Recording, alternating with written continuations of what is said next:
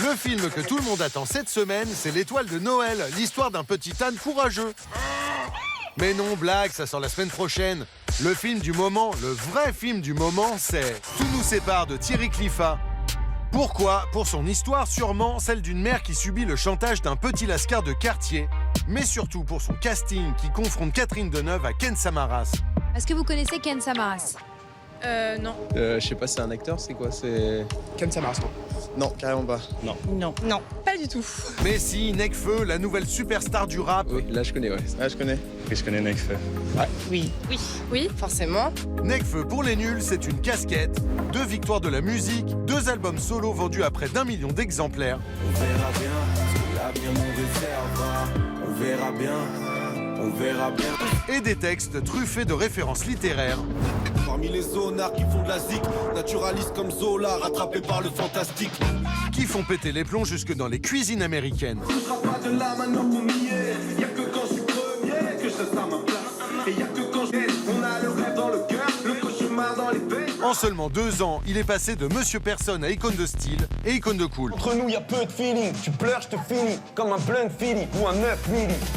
Aujourd'hui, pour son premier film, il donne carrément la réplique à Deneuve. J'ai l'habitude de rien demander à personne. Moi aussi, je demande rien à personne. Mieux, son nom au générique est synonyme de buzz garanti. Pourtant, depuis le début de sa carrière, le rappeur entretient le mystère. La preuve, alors que la promo fait rage, il esquive presque tous les médias. C'est quelqu'un de très secret, mais c'est inhérent à sa personnalité. Alors, comment Nekfeu a-t-il réussi à susciter autant de désir? Et quelle est sa démarche pour l'entretenir? Chicha vous explique comment le beau gosse du rap à 27 ans est passé d'ado qui clash dans une cave. Vu le rap que j'amène, t'as pas cru l'âge que j'avais. À phénomène générationnel.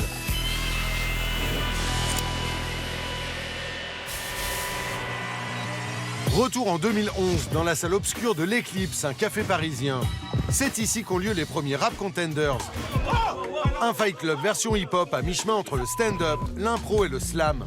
Là maintenant on va passer à un autre battle. Ken Samaras, alias Nekfeu, tout ça. à 21 ans. J'achète des sapes de malade, toi tu restes au puce. T'es plus rincé qu'une salade dans un resto de luxe. Nekfeu!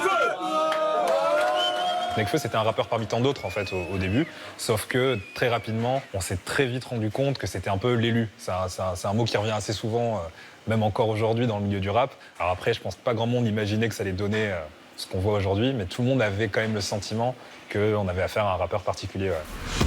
La battle filmée devient alors ultra virale sur Internet. Mais Nekfeu, à l'époque, ne se met pas vraiment en avant. Et c'est à travers 3 collectifs différents qu'il va s'installer dans le paysage médiatique. Donc il y a eu aussi cette espèce d'effet de... On va essayer justement de surprendre notre public. Voilà.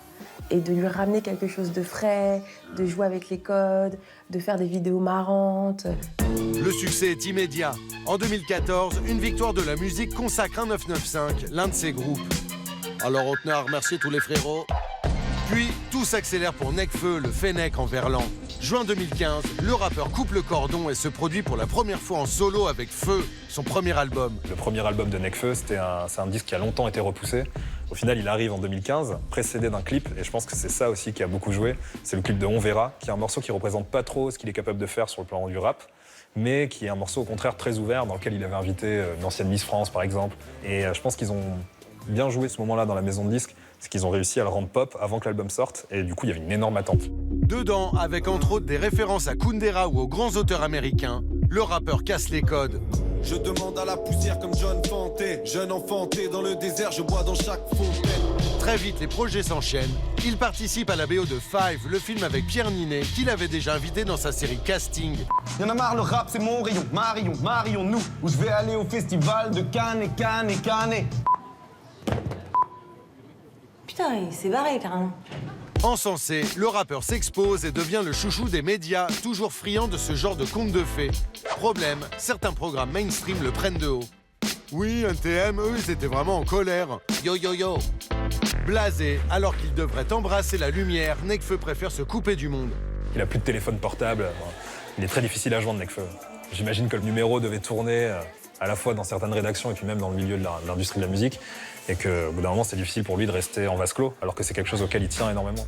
Puis il remercie sa manageuse. Désormais, le rappeur organise seul sa carrière. Décembre 2016, alors qu'il n'a qu'un seul album à son actif, il remplit Bercy. Il y aura un avant et un après ce concert. Tout le monde arrive, un concert, etc. Et puis il y a un moment donné où il y a comme un espèce de bug. Tout le monde sur scène est un peu surpris, la foule est un peu électrique. Et d'un coup, il annonce qu'en fait, il sort son deuxième album, quoi. Et donc, il y a la couverture de Cyborg qui apparaît, et là, c'est la folie. Personne n'était au courant.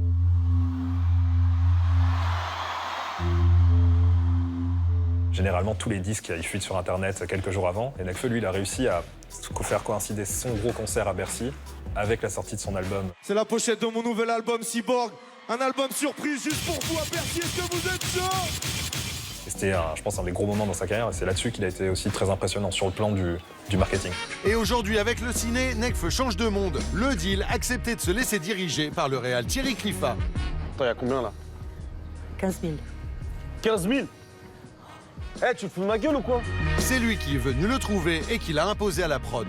J'ai demandé à le rencontrer. C'était à peu près au moment où il sortait son premier album solo. Donc il n'y avait pas encore eu toute cette folie médiatique. On était presque un peu dubitatif de se dire que les financiers ne savaient absolument pas qui c'était. Et puis à 2-3 jours du tournage, on a fait un communiqué de presse pour annoncer le casting. Et là par contre, ça a été une explosion, ça a été repris partout. Comme disait l'attaché de presse, il avait rarement vu ça. Surtout que pour son premier rôle, l'apprenti acteur fait face à la plus grande actrice française, Catherine Deneuve. Pas mal. Elle a juste joué avec lui du mieux qu'elle pouvait, en l'aidant du mieux qu'elle le pouvait. Mais elle l'a jamais considéré comme un débutant, elle l'a considéré comme un partenaire. Ce qui m'intéressait, c'était à la fois de confronter une icône comme Catherine Deneuve, qui est vraiment l'actrice la plus connue du cinéma français, à une icône d'aujourd'hui, une icône de son époque, représentative de la jeunesse d'aujourd'hui, comme Nekfeu. D'abord, il a une gueule quand même, hein. Il a un mystère, il a quelque chose d'assez émouvant dans le regard, et puis quelque chose de très déterminé. En guise de teasing, Nekfeu publie quelques photos sur les réseaux sociaux. Depuis, 1 an s'est écoulé, et en pleine promo, au lieu d'inonder les médias pour parler du film, Nekfeu parvient à nouveau à restreindre son propos. Il savait que c'était un peu différent dans le cinéma que par rapport à sa musique où il est seul maître à bord. Et comme il est très impliqué dans ce qu'il fait, il m'a dit, moi ce qui m'ennuie c'est de répéter la même chose. Seuls quelques médias triés sur le volet comme Click. Comment ça va, Nekfeu? Les Un Rock et Ah non pas nous auront la chance de s'entretenir avec lui. Je me rendais compte que Nekfeu aussi était encore impressionné par Catherine Deneuve, donc ils sont pas forcément aussi proches. Donc il a fallu les mettre dans un sentiment de confiance. Mais c'était hyper intéressant, surtout qu'en plus ils appartiennent à 2 générations très différentes. Donc il y a 2 façons de voir la société qui peuvent être complémentaires. Et d'un autre côté, Nekfeu aussi n'hésitait pas parfois à dire bah non, je suis pas d'accord avec toi. Enfin, il a vouvoyé pendant l'interview, mais il disait non, Catherine, je suis pas d'accord avec vous sur ce sujet-là. Donc il y avait un discours assez libre. Ça, c'était cool. Voilà, si Nekfeu attise autant la curiosité, c'est parce qu'il entretient sa propre rareté. Un moyen pour lui d'imposer ses propres règles, mais aussi de se préserver. Et à en croire les rumeurs, c'est au Japon que le rappeur parvient à redevenir Monsieur Tout le Monde.